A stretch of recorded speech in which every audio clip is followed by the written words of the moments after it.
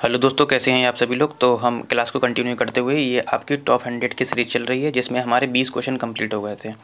तो आज हम जो है 50 क्वेश्चन कंप्लीट करेंगे, क्योंकि वक्त कम है। और इसकी ये जो पीडीएफ है आपको टॉप 100 के बाद आपको टेलीग्राम चैनल पे मिल जाएगी। तो हम क्वेश्चन नंबर बिना देरी से 21 से शुरू करते हैं बेटा। और क्वेश्चन नंबर हमारा 21 कहाँ है देख लेते हैं। ये आ गया क्वेश्चन नंबर 21। ठीक है, ठीक, ये आ गया हमारा क्वेश्चन नंबर 21। क्वेश्चन नंबर 21 कहता है कि सूर्य के प्रकाश की उपस्थिति में सर्वप्रथम पौधों के किस भाग द्वारा कार्बन डाइऑक्साइड ग्रहण की जाती है। बहुत ही प्यारा क्वेश्चन है। और अब इसी तरीके से आपको क्वेश्चन पूछे जा रहे हैं बीपीएससी में। ठीक है, जो ईवीएस का पैटर्न है आपका। कहता है तने के द्वारा कार्बन डाइऑक्साइड को ग्रहण किया जाता है, पत्तियों के द्वारा किया जाता है, जड़ों के द्वारा किया जाता है, या इनमें से कोई नहीं।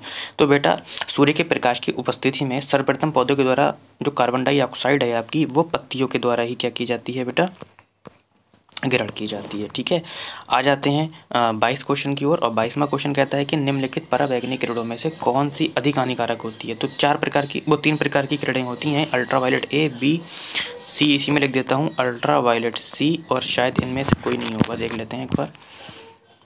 हाँ, इनमें से कोई नहीं है। ठीक है, तो इस क्वेश्चन को यहीं पर ही हम कर लेते हैं, जिसमें सी वाला अगर ऑप्शन हम ले लें तो अल्ट्रा वायलेट सी आ जाएगा, और डी वाला अगर देख लें तो इसमें नॉन ऑफ दैम। ठीक, तो जो सबसे हानिकारक होती हैं वो अल्ट्रा वायलेट सी होती हैं। ठीक है, इससे क्या हो जाता है, त्वचा कैंसर की बीमारी हो जाती है अगर ये आने लगे। तो सबसे हानिकारक कौन सी होती हैं, अल्ट्रा वायलेट सी होती हैं। ठीक है, आगे बढ़ते हैं। अच्छा, ये जो पराबैंगनी किरणें हैं, यहाँ पे ओजोन का जिक्र हो रहा है। ओजोन लेयर के बारे में सुना ही होगा, जो कहाँ पाई जाती है, समताप मंडल में पाई जाती है। जो सूर्य से आने वाली पराबैंगनी किरणें होती हैं वो क्या होती हैं, ओजोन लेयर क्या कर लेती है, ऑब्जर्व करके वापस कर देती है, लेकिन कुछ मात्रा में फिर भी क्या हो जाता है, क्षरण हो जाता है, और वो हमारी पृथ्वी तक आ जाती है बेटा। ठीक है, तो ये तीनों ही प्रकार की आती हैं। अल्ट्रावायलेट सी जो होती है सबसे हानिकारक होती है। ठीक है, 23 क्वेश्चन की हम आगे बढ़ेंगे। और क्वेश्चन नंबर 23 जो है वो देख लेते हैं। क्वेश्चन नंबर 23 कहता है यदि दुर्घटना स्थल पर रक्त जांच की सुविधा न हो तो किस समूह का ब्लड चढ़ाना चाहिए। बहुत ही प्यारा क्वेश्चन है, और इस टाइप के क्वेश्चन ज़रूर पूछे जाते हैं। कहता है ए वाला चढ़ाना चाहिए, ग्रुप बी चढ़ाना चाहिए, ग्रुप ए भी चढ़ाना चाहिए, ग्रुप ओ चढ़ाना चाहिए। ठीक है, 23 का आप लोगों को बताना है। सभी को पता है जो डोनर होता है हमारा क्या होता है बेटा, सभी को दे सकता है वो होता है हमारा ओ, और जो सभी से ले सकता है वो क्या होता है हमारा ए भी हो सकता है। ये सबसे ले सकता है। ठीक है, ले सकता है,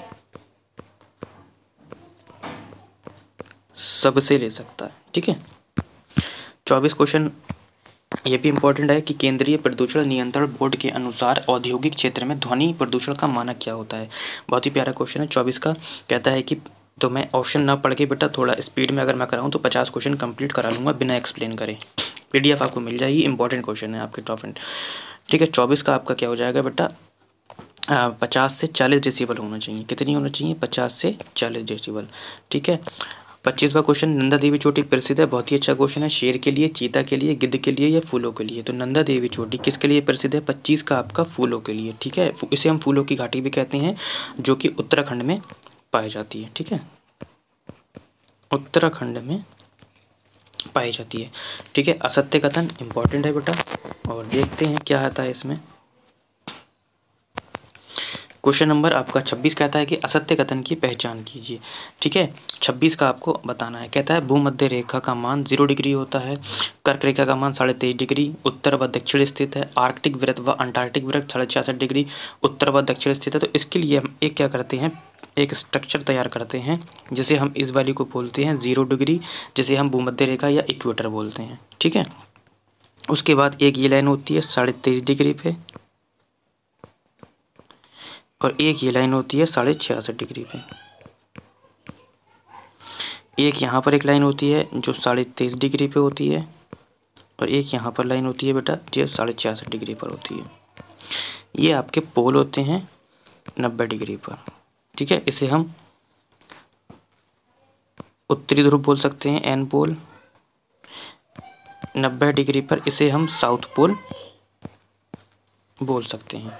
ठीक है, लिखने में थोड़ी सी परेशानी हो रही है इसमें, तो तो मैं बात करूँ इक्वेटर की, जैसे भूमध्य या विषुवत रेखा बोलते हैं, ये 0 डिग्री पर होती है। ठीक है, तो कहता है भूमध्य रेखा का मान 0 डिग्री होता है, ये पॉइंट ठीक है। कर्क रेखा और मकर रेखा, कर्क रेखा मकर रेखा बेटा ये आ गई कर्क रेखा, ये आ गई आपकी मकर रेखा जो 23.5 डिग्री पर होती है। ठीक है, ये जो है आपकी ये वाली, ये आपकी क्या है, कर्क और मकर रेखा है। ठीक है, 23.5 डिग्री पर, तो ये वाला भी ऑप्शन ठीक है। दूसरे की अगर मैं बात करूँ, ये है 66.5 डिग्री पर बेटा, ये जो होती है हमारी, एक होती है अटलांटिक, एक होती है आर्कटिक। ठीक है, एक होती है आर्कटिक, एक होती है अंटार्कटिक। ये 66.5 डिग्री उत्तर और दक्षिण में होती है, बिल्कुल ये वाला पॉइंट भी आपका ठीक है। अब कहता है कि अंटार्कटिक वृत्त उष्ण कटिबंध का भाग होता है, नहीं बेटा, उष्ण कटिबंध का भाग नहीं होता है। उष्ण कटिबंध वाला जो हमारा एरिया होता है वो ये होता है। ठीक, ये, और ये किसको कवर करता है बेटा, ये जो कवर करता है ये हमारे कर्क और मकर और इक्वेटर को कवर करता है बेटा। ठीक है, तो ये वाला ऑप्शन हमारा जो डी वाला होगा ऑप्शन, इसको मैं हटा देता हूँ, जो डी वाला ऑप्शन बनेगा हमारा वही हमारा ठीक होगा, ये वाला। ठीक है, ये गलत है हमारा ऑप्शन। ठीक है, 26 क्वेश्चन हो गया, 27 में बढ़ते हैं। और क्वेश्चन नंबर 27 कहता है कि संयुक्त राष्ट्र संघ की स्थापना कब की गई थी। बहुत ही प्यारा क्वेश्चन है, 27वां क्वेश्चन है। कब की गई थी, 24 अक्टूबर 1942, 24 अक्टूबर 1943, 24 अक्टूबर 1945 और 24 अक्टूबर 1945। 1945 डी वाला आपका ऑप्शन हो जाएगा। 28वां क्वेश्चन भी देख लेते हैं जल्दी से। राइट लवलीहुड पुरस्कार वंदना शिवा को कब प्रदान किया गया था, ये भी इंपॉर्टेंट क्वेश्चन है आपका। 92 में, 1993 में, 1994 में, 1995 में, 28 का बताना है। तो 1993 ईस्वी में बेटा दिया गया था।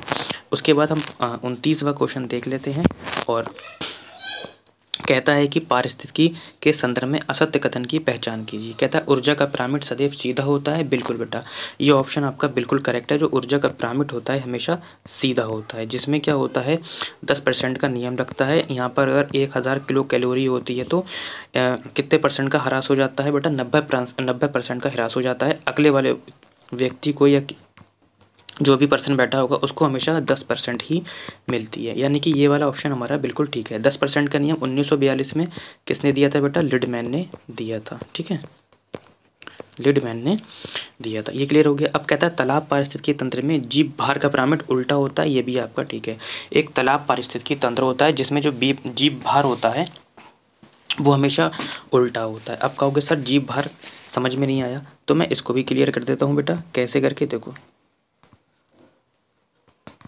जीव भार का पिरामिड देखो, सबसे छोटी मछली या तो सबसे पहले क्या होती हैं, बहुत छोटे छोटे जीव होते हैं, उसके बाद उससे बड़े जीव होते हैं, फिर छोटी मछलियाँ होती हैं, फिर बड़ी मछलियाँ होती हैं, फिर और बड़ी मछलियाँ होती हैं, यही तो होता है। तो कैसे बन रहा है, इसका उल्टा बन रहा है, यानी कि ये भी ठीक है आपका।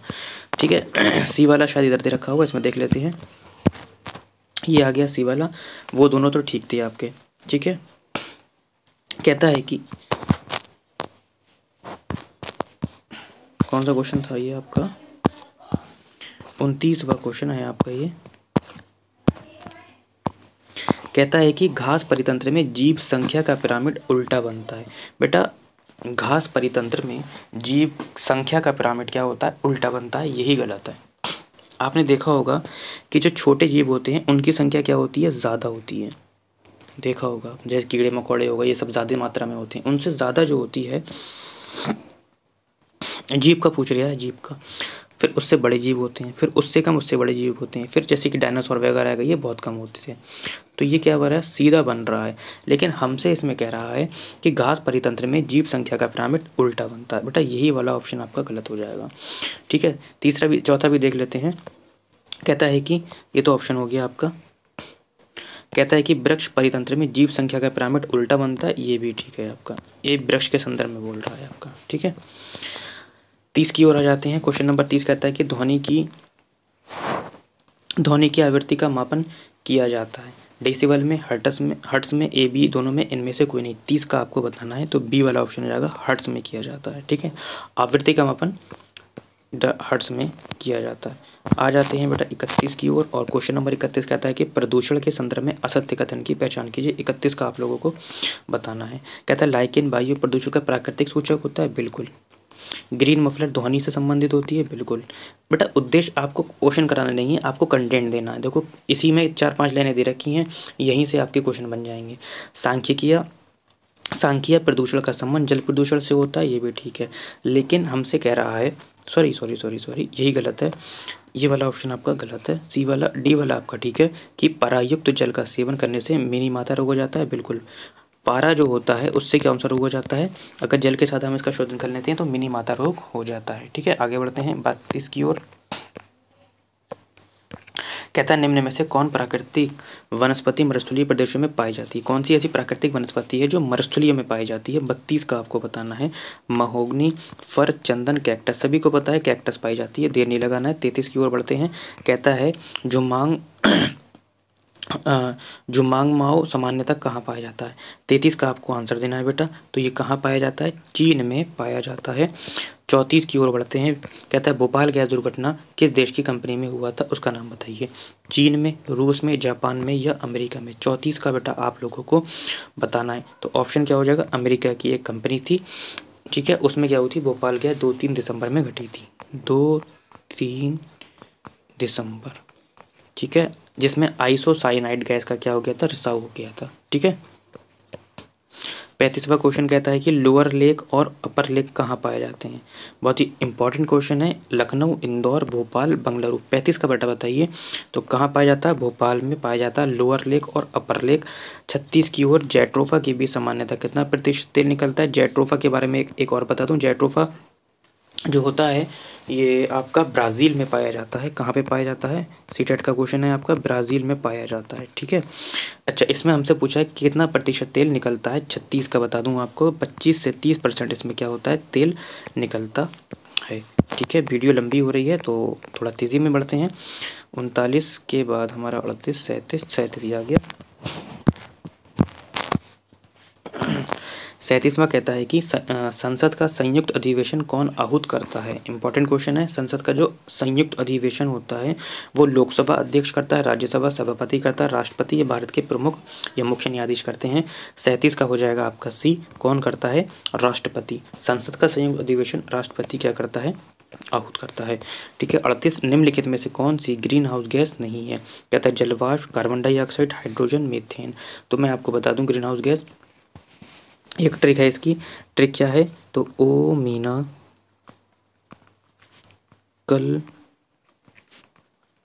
काजल लगाना। ठीक है, ओ से आपकी हो जाती है ओजोन, मी से मीथेन, ना से नाइट्रस ऑक्साइड, का से क्लोरोफ्लोरोकार्बन, का से कार्बन डाइऑक्साइड, जल से जलवाष्प। ठीक है, देखो जलवाष्प है, कार्बन डाइऑक्साइड है, मीथेन है, लेकिन क्या नहीं होगी हमारी? हाइड्रोजन इसमें नहीं है। 38 आप लोग पॉज करके इसे सुन के लिख लेंगे, लिखने से मेरा टाइम थोड़ा सा चला जाएगा, आप भी ये लोग कहोगे कि सर वीडियो काफ़ी लंबी हो गई, क्वेश्चन कम दिए। 38 का हो जाएगा आपका सी। 40 क्वेश्चन तो कवर करना ही है, 50 का टारगेट था। जब एक जीव लाभ लेता है और बगैर दूसरे जीव को नुकसान पहुंचाए तो ये क्या कहलाता है? देखो जब एक जीव दूसरे जीव को दूसरे जीव को नुकसान पहुंचाए लाभ लेता है तो उसे हम क्या बोलते हैं? उसे हम बोलते हैं परजीवी, सहभोगी, मृतभोजी या सहजीवी। क्या बोलते हैं? 39 का सहभोजी बोलते हैं, 39 का बी। ठीक है, और सहभोजी किसे बोलते हैं? जो एक दूसरे के ऊपर क्या होते हैं? डिपेंड होते हैं। ठीक है, एक दूसरे के ऊपर। परजीवी जो होते हैं एक जीव दूसरे को केवल नुकसान पहुंचा के खाता है। मृतभोजी जो मृत चीज़ों को खाते हैं। लास्ट क्वेश्चन भी देख लेते हैं आपका। 40वां महासागरों में सर्वाधिक लवण पाया जाता है? मैग्नीशियम सल्फेट के रूप में, कैल्शियम सल्फेट के रूप में, मैग्नीशियम क्लोराइड के रूप में या सोडियम क्लोराइड के रूप में? 40 का बताना, ये आज का लास्ट क्वेश्चन है। तो सोडियम क्लोराइड NaCl के रूप में पाया जाता है, NaCl के रूप में पाया जाता है। तो आज हम यहीं विराम करते हैं, बाकी कल से नेक्स्ट देते हैं।